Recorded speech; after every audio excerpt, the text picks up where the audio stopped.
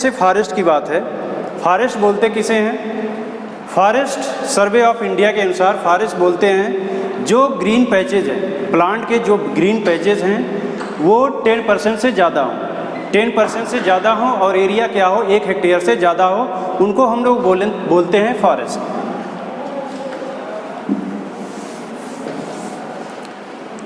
देखो दो तीन चीज़ें हैं।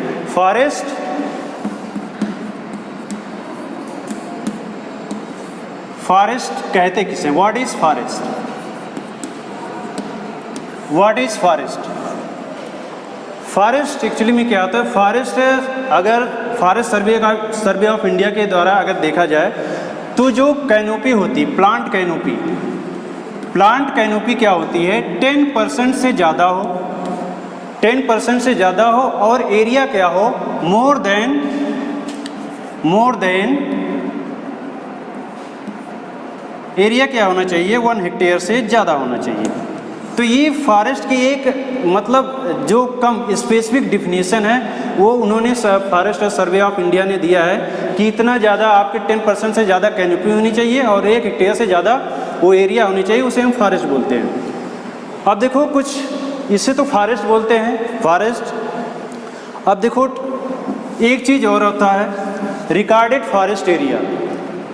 रिकॉर्डेड फॉरेस्ट एरिया क्या होता है?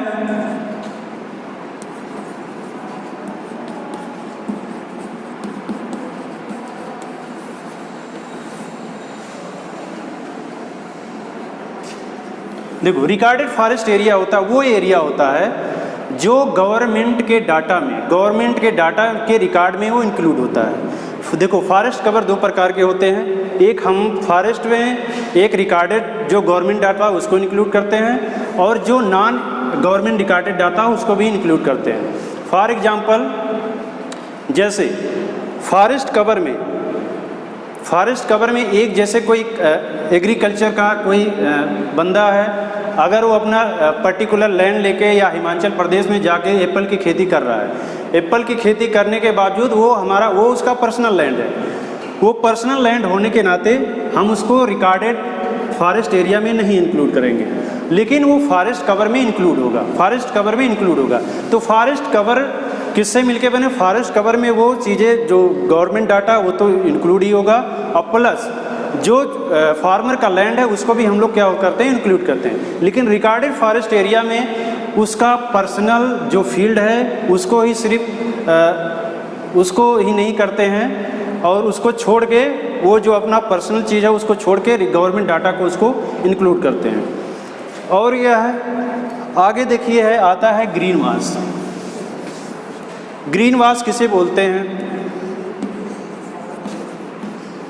देखो ये जो जितनी भी टर्म है आपको जानना ज़रूरी है, क्योंकि अगर फॉरेस्ट्री पढ़ रहे हैं तो ये चीज़ें आपको आनी चाहिए ना। फॉरेस्ट कहते कितने हैं, डायरेक्ट हम लोग टॉपिक नहीं शुरू करते हैं। अगर टॉपिक डायरेक्ट शुरू कर देंगे तो आपको समझने में थोड़ी प्रॉब्लम हो सकता है। हम लोग डायरेक्ट पॉइंट वाइज चलें तो हर चीज़ें समझ में नहीं है, इसलिए आपको ये करंट वाली चीज़ें जानना चाहिए। अब देखो ग्रीन वाश किसे बोलते हैं? ग्रीन वाश वो एरिया होता है जैसे बहुत ज़्यादा जहाँ फॉरेस्ट होते हैं, मान लीजिए जैसे हिमाचल प्रदेश या इधर साउथ रीजन में चले जाइए। साउथ रीजन में जहाँ पे एकदम डेंस फॉरेस्ट है, डेंस फॉरेस्ट होने के नाते उसके बगल में कुछ देखेंगे कुछ हल्का सा ग्रीन एरिया होता है। जब आप फिजिकल मैप देखेंगे, फिजिकल मैप में आपको दिख जाएंगे, फॉरेस्ट का जब फिजिकल मैप देखेंगे जो हल्का सा लाइट एरिया होता है तो उस एरिया को बोलते हैं ग्रीन वाश एरिया। समझ रहे हैं? तो वो वहाँ क्या होते हैं, वहाँ प्लांट ज़्यादा नहीं होते हैं, वहाँ की जो डेंसिटी होती है डेंसिटी भी बहुत कम होती है ना। डेंसिटी ये मान के चलिए कि 10% से ज़्यादा होती है, लेकिन 40 या 50% से नीचे होती है। तो अब देखते हैं टाइप ऑफ फॉरेस्ट कितने प्रकार के होते हैं। जो टाइप ऑफ फॉरेस्ट है, टाइप ऑफ फॉरेस्ट एक्चुअली अगर देखा जाए 4 प्रकार के होते हैं। तो पहला होता है dense forest, very dense forest.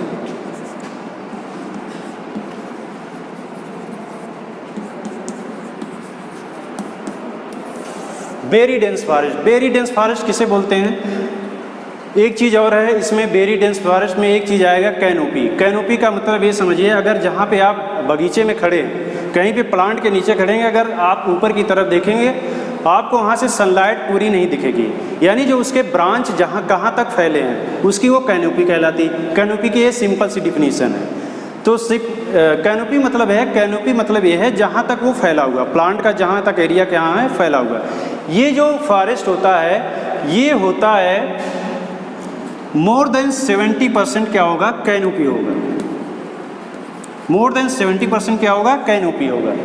अब मोर देन 70% कैनोपी है, लेकिन ये जो डेंस एरिया है ये बहुत ही कम देखने को मिलते हैं।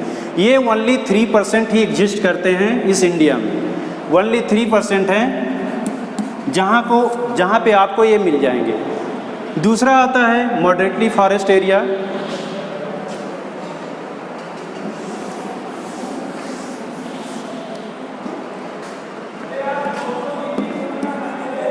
मॉडरेटरी फॉरेस्ट एरिया, देखो ये क्या होता है?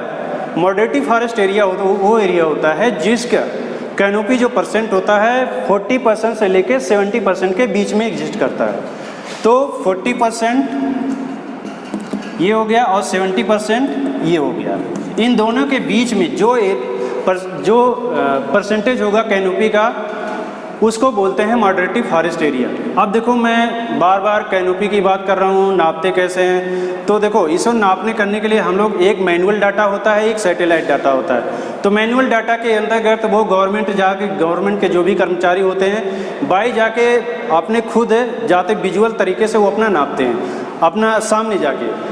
एक होता है सैटेलाइट डाटा। सैटेलाइट डाटा में क्या होता है? सैटेलाइट डाटा में एक सैटेलाइट है, रिसोर्स सैट बोलते हैं, रिसोर्स सैट 2, रिसोर्स सैट 2। देखो मैनुअल डाटा उतना पॉसिबल नहीं है और बहुत ज़्यादा खर्चे आते हैं, इसलिए हम क्या करते हैं? रिसोर्स सैट डाटा 2 यूज करते हैं। रिसोर्स सैट डाटा में क्या होता है? हम लोग डिजिटली किसी फॉरेस्ट का या ट्री कवर का एरिया क्या करते हैं? नापते हैं। और ये जो रिसोर्स सेट है, रिसोर्स सेट ही बहुत ज़्यादा हेल्प करता है हमारे जो कैनोपी डेंसिटी है उसको मेजर करने में। तो रिसोर्स सेट जानिए कि रिसोर्स सेट एक क्या? सैटेलाइट से कवर किया हुआ डाटा है, समझ ले। सैटेलाइट के द्वारा क्या होता है? उसे कंप्लीट किया जाता है। अगला देखेंगे,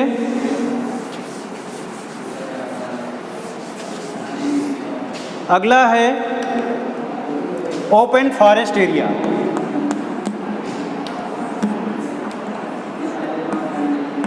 ओपन फॉरेस्ट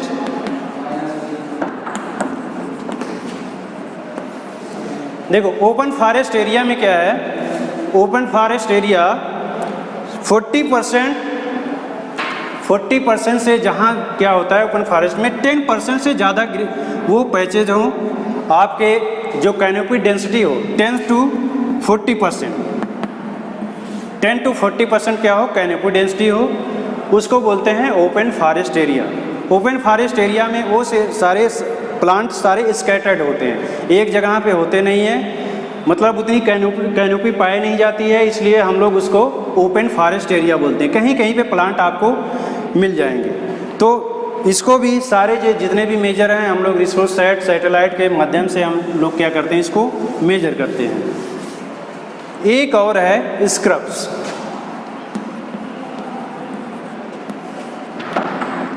देखो स्क्रब्स में वो फॉरेस्ट एरिया हैं, स्क्रब्स में वो फॉरेस्ट एरिया हैं जो 10% से क्या है? कम है। जितनी जो कैनोपी डेंसिटी है उनकी क्या है? 10% से कम है। कैनोपी डेंसिटी 10% से कम होने के नाते हम इसको क्या बोलते हैं? स्क्रब्स बोलते हैं। और ये 4 चीज़ मैंने बताई, 4 चीज़ आपको बताई, वेरी डेंस फॉरेस्ट, मॉडरेटरी फॉरेस्ट और ओपन फॉरेस्ट और स्क्रब्स। 4 चीज़ों के बारे में हमने बताया आपको। अब देखो कुछ ऐसे पहलू हैं जो हमें इस पर जिक्र करना बहुत ज़रूरी है, जैसे कितना फॉरेस्ट कवर है, कितना ट्री कवर है ना, इन सब चीज़ों को हम लोग देखेंगे। जो करंट सेंसस के अनुसार है, करंट जो जनगणना हुई है फॉरेस्ट की, जो करंट जनगणना हुई है उसमें फॉरेस्ट का फॉरेस्ट कवर कितना परसेंट है ये हम लोग देखेंगे। फॉरेस्ट कवर जो है, फॉरेस्ट कवर 24.5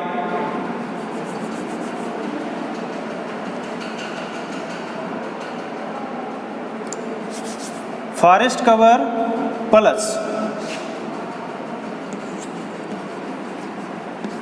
ट्री कवर,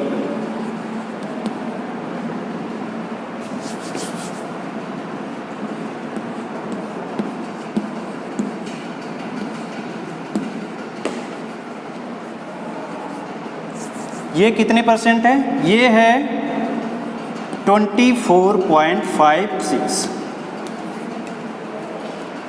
ये प्रेजेंट सेंसस के अनुसार है, मतलब आज पिछले जितने भी सेंसस हुए हैं, जितनी भी जनगणना हुई हैं, उसमें अभी इंक्रीजमेंट हुआ है।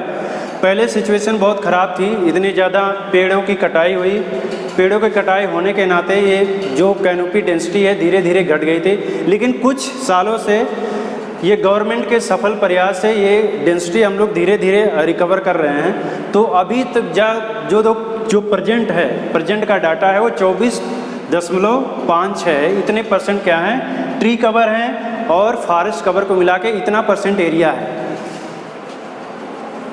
अब हम लोग देखते हैं वो कौन कौन से स्टेट हैं, जैसे एरिया में कौन कौन से स्टेट हैं जो अग्रणी हैं फॉरेस्ट कवर में ना, जिनका नाम पहले आता। अगर एरिया की बात किया जाए तो मध्य प्रदेश,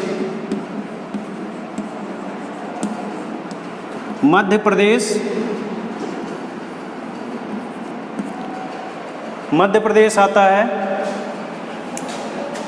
अरुणाचल प्रदेश आता है, अरुणाचल प्रदेश और छत्तीसगढ़। इन सब में जो एरिया है,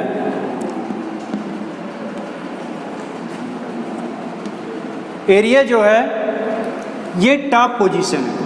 ये जो ऐसे स्टेट हैं, ये जो मतलब यहाँ पे आपको फॉरेस्ट कवर और ट्री कवर अधिकतर आपको मिल जाएंगे, समझ रहे हैं। ज़्यादा ये जो फॉरेस्ट कवर एरिया है उसको कवर करते हैं। अब देखो परसेंटेज के हिसाब से अगर देखा जाए इसमें, क्योंकि परसेंटेज के हिसाब से भी मेजर करते हैं, परसेंटेज के हिसाब से अगर देखा जाए, अगर हम देखें मैक्सिमम एरिया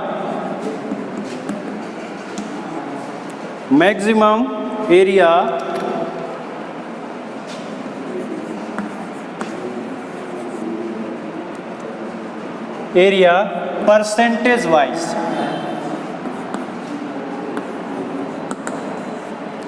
ना मैक्सिमम एरिया परसेंटेज वाइज, तो इसमें मिजोरम का आता है, मिजोरम, फिर उसके बाद आएगा अरुणाचल प्रदेश,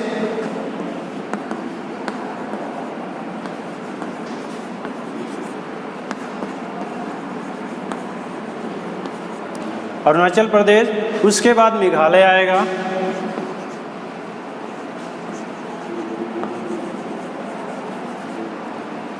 तो ये मिज़ोरम जो है 85%, फिर ये 79%, ऐसे सारे परसेंट हैं ना, फिर ये 76%, ऐसे सारे परसेंट इसमें दिए गए हैं, समझ रहे हैं। तो ये ऐसे स्टेट हैं जहाँ पे परसेंटेज जो फॉरेस्ट कवर है या फॉरेस्ट एरिया है ज़्यादा पाए जाते हैं। अब कुछ ऐसे जैसे फैक्ट हैं,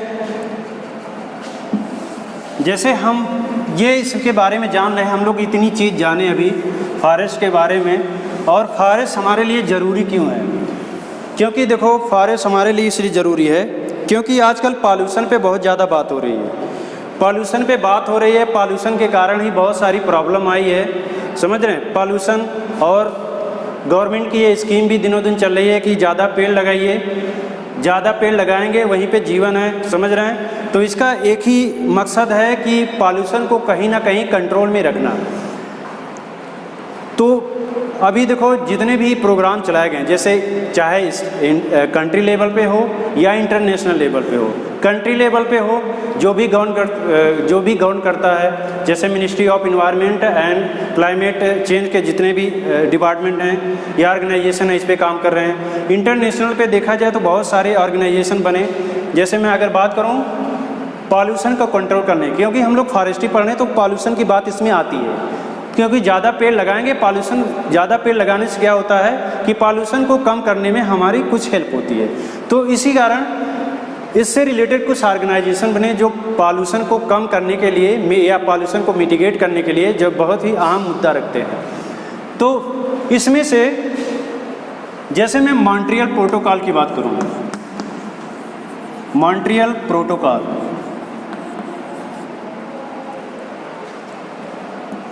देखो एक एक चीज़ मैं बताऊंगा। देखो पहले मैं आपको मॉन्ट्रियल प्रोटोकॉल के बारे में बताऊंगा, फिर आपको मैं क्योटो प्रोटोकॉल के बारे में बताऊंगा, पेरिस एग्रीमेंट के बारे में बताऊंगा, बहुत सारी चीज़ें बताने के लिए हैं।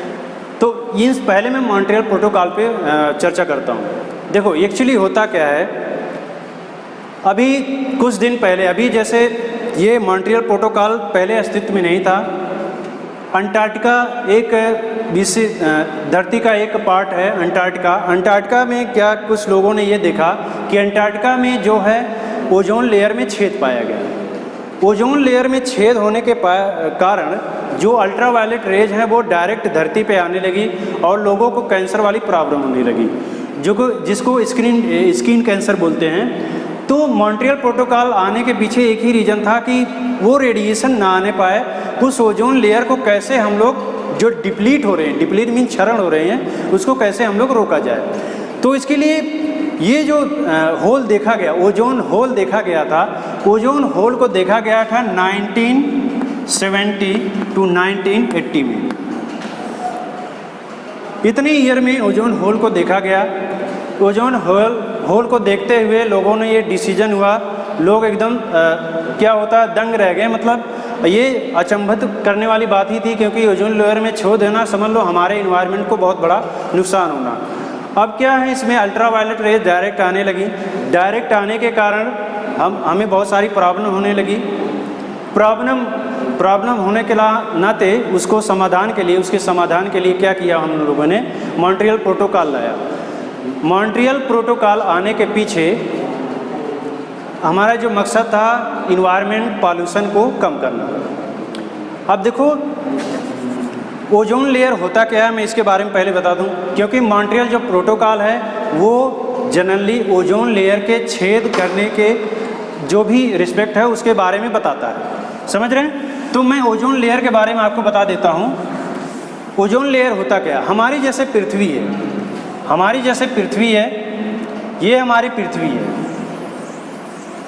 ना, हमारी पृथ्वी है, इसके बाहर बहुत सारी लेयर पाई जाती हैं ना, जो हमारे पृथ्वी को क्या करते हैं, कवर कर लेते हैं ना, इसमें कवर कर लेते हैं। अब देखो इसमें जो पहला लेयर होता है जिसको बोलते हैं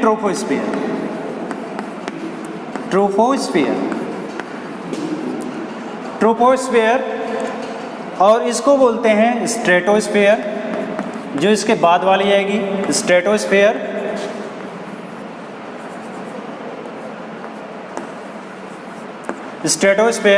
फिर आएगा मीजोस्फियर ना, फिर आएगा एक्सोस्फियर, और इसके बाद भी लेयर है आइनोस्फियर। चलो इसके बारे में नहीं बात, हमारा जो ध्यान रहेगा वो फोकस रहेगा ओजोन लेयर पे। देखो ओजोन लेयर जो एग्जिस्ट करता है वो करता है स्ट्रेटोस्फियर में। यहाँ पे जो ये एरिया है ये 10 किलोमीटर से लेके 50 किलोमीटर तक ये दूरी है। समझ रहे हैं?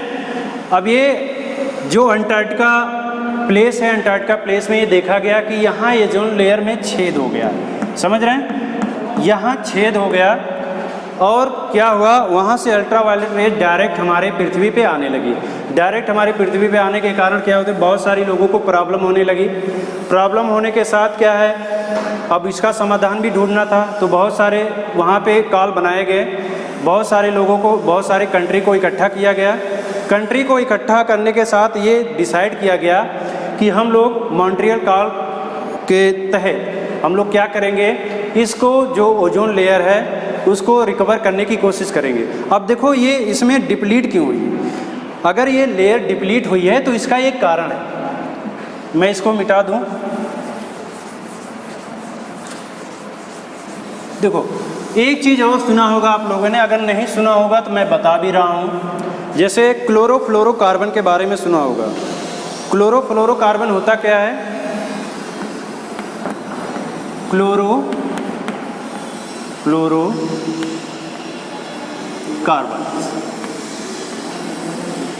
अब देखो एक्चुअली ये होता क्या है, क्लोरोफ्लोरोकार्बन्स के कारण ही हमारे ओजोन लेयर में छेद हुई है।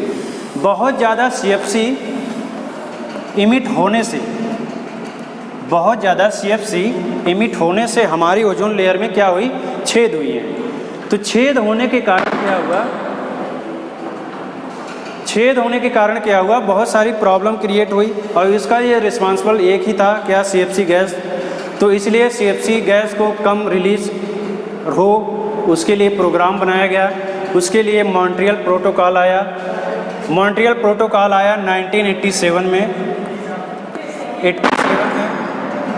1987 में आया। इसका मेन मकसद ये था कि इसको ओजोन गैस को कैसे कंट्रोल किया जाए। मॉन्ट्रियल प्रोटोकॉल जो है पहली बार रियो डी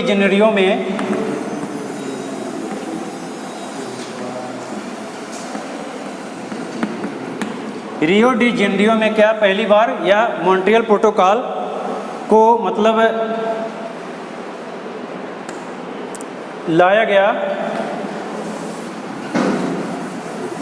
और देखो मॉन्ट्रियल प्रोटोकॉल जो आने का कारण था, वो क्या था, CFC को कम करना। CFC भी जितने गैसें हैं, मतलब जितनी भी कंट्री रिस्पॉन्सिबल हैं उनको क्या करना, उनको कंट्रोल में रहना। तो उस समय 1987 में अगर बात किया जाए, 1987 में अमेरिका एक अहम पहलू था इसको लाने में, क्योंकि उस समय जो अमेरिकन प्रेसिडेंट थे, तो उस समय के प्रेसिडेंट थे, उन्होंने बहुत ही मतलब, क्योंकि वो खुद ही कैंसर से पीड़ित होने के नाते उनका एक पर्सनल इश्यू था कि इसको कैसे रोका जाए, क्योंकि स्किन कैंसर होता है अल्ट्रावायलेट रेज आने से। तो उनका एक समझ लो पर्सनल लड़ाई हो गई कि इसको कैसे रोका जाए। तो उन्होंने क्या किया, उन्होंने मॉन्ट्रियल प्रोटोकॉल को लाने में बहुत ही अहम मुद्दा निभाया और उनके ऊपर भी बहुत सारे पॉलिटिकल प्रेशर थे। समझ रहे, कोई भी अच्छा काम करने जाइए बहुत सारे प्रेशर आपके भी पास होते हैं ना, बहुत तरीके के विरोधी रहेंगे कि ऐसा मत कीजिए, वैसा मत कीजिए। खैर ऐसे बोलने के लिए चीज़ नहीं है, लेकिन उसके पीछे उनका जो बहुत बड़ा हाथ था मॉन्ट्रियल प्रोटोकॉल को लाने में। तो मॉन्ट्रियल प्रोटोकॉल बाद में आया भी और वो एक बार लागू भी किया गया, लेकिन अब लागू करने के बाद धीरे धीरे हम ये इस रिजल्ट की तरफ बढ़ रहे हैं कि अगर 2080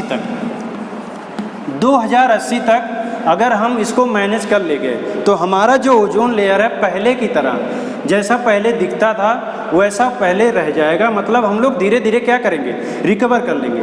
इसके लिए क्या है, जितने भी CFC उत्पादित कंपनियां हैं या इंडस्ट्रीज हैं उनके ऊपर थोड़ा लगाम लगाना।